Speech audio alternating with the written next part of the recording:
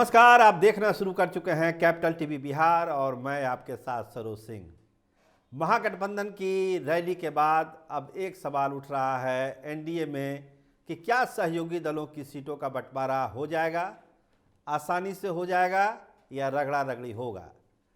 तो तमाम तरह के सवाल हैं, इसका जवाब आज के प्रोग्राम में हम देने की कोशिश करेंगे। अलग अलग सहयोगी दल कौन रूठे हुए हैं, कौन किसको मना रहा है, लेकिन जो लब्बो लुबाब वो है वो यही है कि एनडीए की तरफ से पूरी तैयारी है और भाजपा आलाकमान 8 के बाद अपने सहयोगी दलों के सीटों का ऐलान कर देगा। 7 तारीख को या फिर 6 तारीख को संसदीय बोर्ड की बैठक है, भाजपा की तारीख तय हो रही है, 6 होगी या 7, इसी 2 दिन में संसदीय बोर्ड की बैठक हो रही है जिसमें सारे प्रत्याशियों के नाम तैयार हैं, केवल उस पर मुहर लगनी है। भाजपा की दूसरी लिस्ट तैयार है। आपको ध्यान ही है कि भाजपा ने अपनी पहली लिस्ट जारी कर दी है, लगभग 200 सीटों का उसमें ऐलान हुआ है। उसमें बिहार की सीटें नहीं थी, क्योंकि कहा यही गया कि जहां जहां पर अलायंस पॉलिटिक्स होनी है उसको थोड़ा सा होल्ड किया जाए। इसीलिए महाराष्ट्र की सीटें, बिहार की सीटें और झारखंड की भी कुछ सीटें रोक दी गई थी कि उसका फैसला बाद में किया जाएगा। तो उसी के तहत ये तैयारी चल रही है। सभी सहयोगी दलों से बातचीत हो चुकी है। भाजपा की अंतिम बातचीत नीतीश कुमार से होनी है। नीतीश कुमार परसों दिल्ली में हैं, कल उनके दिल्ली जाने का कार्यक्रम है, कल उनका नॉमिनेशन भी होगा एमएलसी चुनाव के लिए, जैसा कि लोग बता रहे हैं। नॉमिनेशन के बाद शाम को वो दिल्ली जा सकते हैं, नहीं तो अगले दिन सवेरे वो दिल्ली जाएंगे।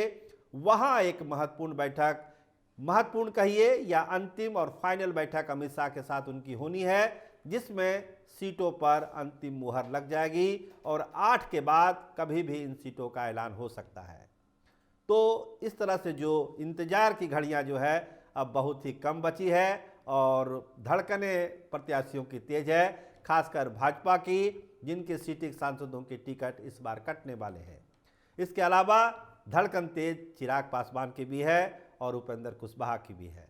लेकिन जो हमारे सोर्स हैं वो यही बता रहे हैं कि सहयोगी दलों से लगभग बात हो चुकी है। कुशवाहा जी को कितनी सीटें मिलनी है, मांझी जी को कितनी सीटें मिलनी है, लोजपा दोनों गुटों को कितनी सीटें मिलनी है, ये मोटे तौर पर तय हो चुका है। अंतिम मुहर लगेगी संसदीय बोर्ड में। इसके अलावा नीतीश को जो सीटें मिलनी है वो अमित शाह के साथ बैठक के बाद उसको अंतिम रूप दिया जाएगा। तो ये तैयारी हो रही है। कोशिश यही की जा रही है कि जो भी सहयोगी दल भाजपा के साथ आज की तारीख में हैं वो इधर उधर ना जाएं। सहयोगी दल भी चाहते हैं कि नरेंद्र मोदी के नेतृत्व में ही लोकसभा का चुनाव लड़ा जाए, क्योंकि संभावना इधर अपार है। तो इस संभावनाओं से दूर कोई अनिश्चय की स्थिति में सहयोगी दल जाना नहीं चाहते हैं, जब तक कि कोई अनर्थ ना हो जाए, एकदम हकमारी ना हो जाए। इसके लिए सहयोगी दल भी इंतजार कर रहे हैं, अभी कुछ नहीं बोल रहे हैं। देखिए, अभी बीच में खबर आई थी कि उपेंद्र कुशवाहा नाराज हो गए हैं, चिराग पासवान नाराज हो गए हैं। तो नाराजगी वाली कोई बात नहीं है। देखिए, 6 तारीख को जो प्रधानमंत्री आ रहे हैं बिहार, उस मंच पर उपेंद्र कुशवाहा भी रहेंगे और बहुत संभावना है कि चिराग पासवान भी रहेंगे। नाराजगी वाली बात नहीं है। शेड्यूलिंग इस तरह से हुई है कि किसको कहाँ रहना है, किस सभा में किनको रहना है।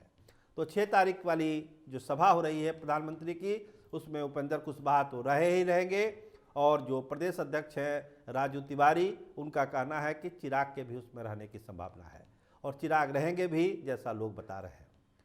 तो नाराजगी वाली बात नहीं है और नाराजगी तब तक नहीं होगी जब तक कि सीटों का ऐलान नहीं हो जाएगा। और सीटों के ऐलान में भाजपा पूरी सतर्कता बरत रही है कि सहयोगी दलों का दिल और मन खट्टा नहीं हो, मिला के चलना है। एक बड़ी चुनौती है और जो महागठबंधन की रैली हुई है उसके बाद भाजपा की चुनौतियां कुछ बढ़ी हुई दिखती है। जिस तरह से भीड़ आई थी पटना में, वो एक चैलेंज है एनडीए के सामने।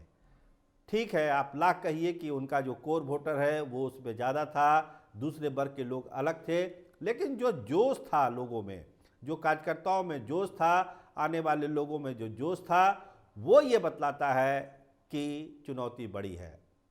अब देखिए, कहा क्या जा रहा है, कहा जा रहा है कि इंडिया ब्लॉक और चूर चूर हो गया, इंडिया ब्लॉक में कुछ नहीं बचा।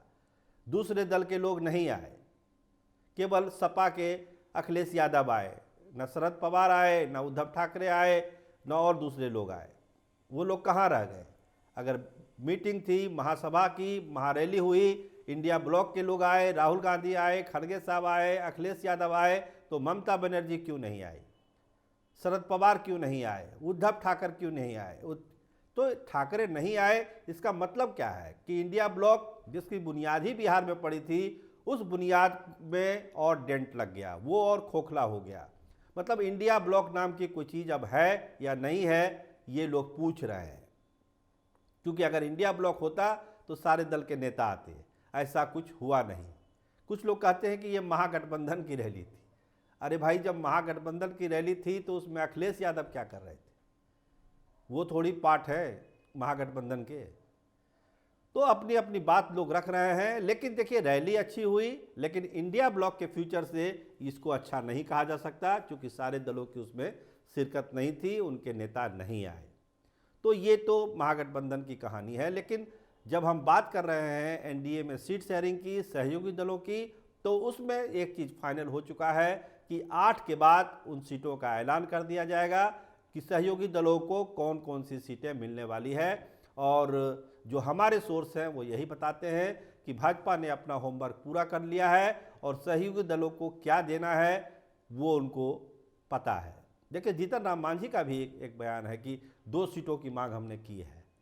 तो समझ लीजिए चीज़ें कहाँ जा रही है, किस स्तर पर जा रही है। जिस तरह से यूपी में सहयोगी दलों को दिया है सीटें बीजेपी ने, उसी पैटर्न पर यहाँ भी होगा। देखिए, कुछ सीटें हैं जिसे नीतीश कुमार को लेकर कहा जा रहा है कि कितनी सीटें मिलेगी। 10 से 12 सीटें बिहार में उनको देने की तैयारी है। पहले बात थी कि दूसरे राज्यों में भी मिलेगा, तो दूसरे राज्यों के लिए अभी गुंजाइश बची हुई है। आप देखिए कि चतरा के सीट का अनाउंसमेंट भाजपा ने नहीं किया, वो सीट अभी खाली रखी गई है। जौनपुर की सीट भले भाजपा ने ऐलान कर दिया उत्तर प्रदेश में, लेकिन अभी कुछ सीटें ऐसी है जहां पर जदयू की भागीदारी है, हो सकती है उसको अभी खाली रखा गया है। तो अपने अपने हिसाब से भाजपा गोटी बिठा रही है कि बिहार की सीटें कम करके दूसरे राज्यों में नीतीश कुमार को सीटें दी जाए, और उस पर परसों जो है जब अमित शाह के साथ बैठक होगी उस पर अंतिम फैसला ले लिया जाएगा। तो तैयारी बीजेपी की तरफ से पूरी है कि दूसरी लिस्ट में ही बिहार की सारी सीटों का ऐलान कर दिया जाए और रणभूमि में चला जाए 24 की युद्ध में। तो देखिए क्या होता है। 1-2 दिन का जो मामला है, अब सब चीज़ें साफ साफ हो जाएगी कि कोई दलों को कितनी सीटें कहां मिलने वाली है। और सहयोगी दल घोषणा के बाद मुस्कुराते हैं या दिल खट्टा करते हैं, इसका भी इंतजार लोगों को रहेगा। आप देखते रहिए कैपिटल टीवी बिहार। आपका बहुत बहुत धन्यवाद, आपका बहुत बहुत शुक्रिया।